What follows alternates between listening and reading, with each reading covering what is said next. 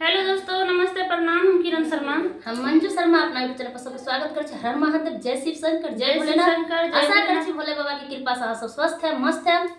ऐसा नहीं, सब दिन बनल रहो, स्वस्थ मस्त रहो और सबके साथ सबके विकास सभी लोग आगे बढ़ते रहो।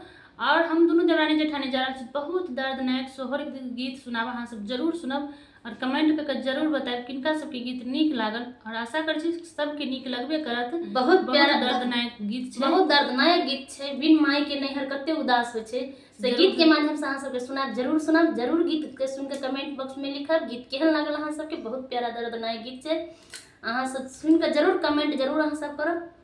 अहाँ सब कमेंट करब कनी भूलब, गीत बहुत प्यारा छे।